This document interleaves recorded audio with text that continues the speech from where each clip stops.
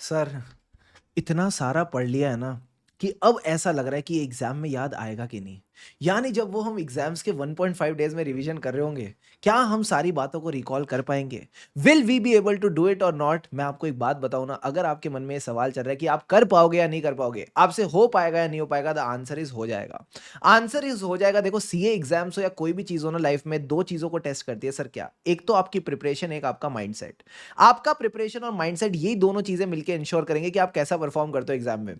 For instance, मैं भी जब एग्जाम के लिए जा रहा था ना, मैं भी यूट्यूब पे वीडियोस देखता था। जो रैंक वैंक लेके आते थे ना लोग, तो वो भी डालते थे यार, ऑडिट के एग्जाम से पहले ना मैं गो थ्रू कर रहा था सारी चीजें, तो कई चीजें ऐसा लग रहा था मैंने पढ़ी थी, कभी नहीं पढ़ी थी। फिर अचानक जब मैं उनको रीड करता था, गो थ्रू करता था, तो फिर रिकॉल हो जाती थी। एंड नेक्स्ट डे फिर एग्जाम में याद आ जाती थी। Same goes with your papers जो प्रैक्टिकल होते हैं, जैसे अकाउंट्स हो गया, फाइनेंशियल मैनेजमेंट हो गया, कितने सारे क्वेश्चन होते हैं, कॉस्टिंग, खासकर सीए इंटर के लिए इतने सारे क्वेश्चंस होते हैं। तो हमको लगता है यार लास्ट 1.5 डेज में कैसे मैनेज करेंगे।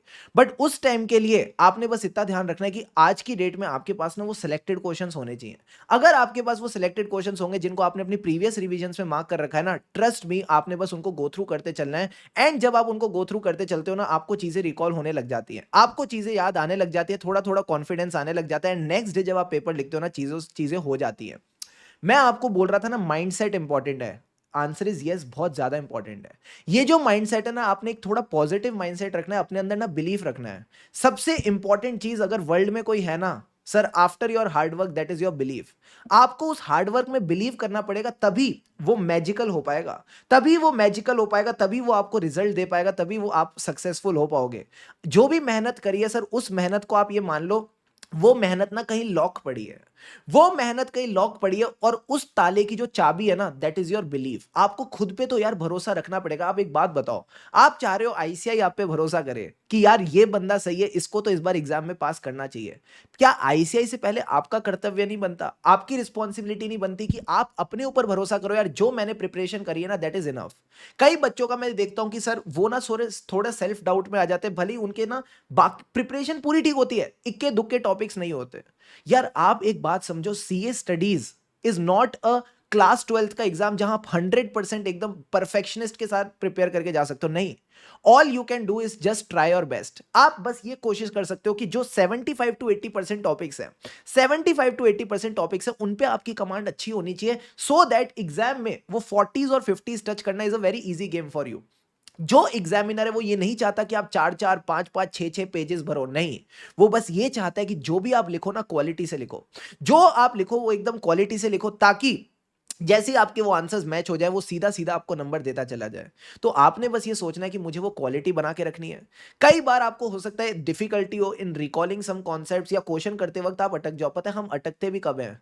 जब हमारे अंदर वो फेथ नहीं होता, जब हम खुद पे डाउट कर रहे होते हैं, हम स्ट्रेस ले रहे होते हैं। एक बात मैं आपको बताता हूं, जब आप स्ट्रेस लेते हो ना, जो आती हुई चीजें ना वो भी नहीं आती, और जो नई चीजें हैं वो तो करते हुए ही डर लगता है। और अगर आप अपने ऊपर भरोसा करके चलते हो ना यार, किसी को भी नहीं आ रही, किसी को भी नहीं आ रही, बट अगर मैं थोड़ा कूल और काम माइंड से पढ़ूं, फिर चीजें हो जाती है। So just try in going in that zone of the subject. जब भी फाइनेंशियल मैनेजमेंट पढ़ रहे हो, तो वो जो रेशियोज हैं, वो जो फॉर्मूलेज हैं, उनके जोन में चले जाया करो। जब भी ऑडिट पढ़ रहे हो, तो वो जो स्टैंडर्ड्स हैं, मैनेजमेंट, टीसीडब्ल्यूजी और ऑडिटर, इनकी खट्टी मीठी नोक जोक, इसकी फील्ड में चले जाया करो। जब भी अकाउंट्स पढ़ रहे हो, तो वो journal entries, debit credit, assets liabilities, उसकी फील्ड में चले जाया करो। जितना फील्ड में जाओगे, जितना फील्ड से पढ़ोगे, उतनी आसानी से आपको चीजें रिकॉल होंगी, एंड ट्रस्ट मी, सब एकदम बढ़िया हो जाएगा। अभी भी मैं आपको ये बोलूंगा सर, ताले की चाबी क्या है? जिस संदूक में आपका हार्डवर्क छुप के बैठा है, उस हार्डवर्क को निकालना है ना, तो उसकी चाबी सर सिंपल है, आपका आपके अंदर ना वो विल पावर होनी चाहिए। आपको अपने ऊपर फेथ होना चाहिए कि यार इस बार एग्जाम में कोई पास हो ना हो, मैं तो होऊंगा। कोई पास हो ना हो, मैं तो होऊंगा। इस बार तो मुझे पक्का एग्जाम में पास होना है। आईसीआई भले ही 10% रिजल्ट निकाले, 15 निकाले, 20 निकाले, 25 निकाले, 30 निकाले, सर आपके मुंह में घी शक्कर। मैं कहता हूं कुछ भी रिजल्ट आए ना, अपने ऊपर ये भरोसा होना चाहिए कि कहीं ना कहीं इतनी मेहनत तो करी है, इतनी क्लास अटेंड करिए, इतने रिवीजन करें, इतनी प्रैक्टिस करिए कि इस बार कुछ हो ना हो, मैंने तो पास होना ही है। एंड ट्रस्ट में आप हो जाओगे। ट्रस्ट में आप हो जाओगे। If you think you are giving your best ना, यू विल डेफिनेटली पास। तो मेरी आपसे बस ये रिक्वेस्ट है, जो भी अभी तक मेहनत करी है, अगर आप चाहते हो इसको अंजाम पे ले जाना, अगर आप चाहते हो इसको रिजल्ट तक ले जाना, just have faith on your self. अभी आपको कुछ नहीं करने की ज़रूरत है, बस उसको रिवाइज़ करना है जो भी आपने अभी तक पढ़ा है। सबसे आसान काम होता है रिवाइज़ करना। पहली बार पढ़ने में हिचक होती है, रिवाइज़ करने में तो पहले से ही पता है वो ज़ोन क्या है टॉपिक का। उस ज़ोन में वापस जाना है, गो थ्रू करना है, 2 बार 3 बार देख लो और उसके बाद आगे बढ़ो, तो याद रह जाता है कि हाँ सर ये चीज़ पढ़ ली थी। तो जस्ट हैव दैट पेशेंस। अगर पैनिक करोगे तो दिक्कत आती है, जितना पेशेंटली काम करोगे उतना आपको मज़ा आते जाएगा और आप फ्लो में चलते जाओगे। तो don't panic, just stay cool, just stay calm and trust मी, हो जाएगा आपका काम।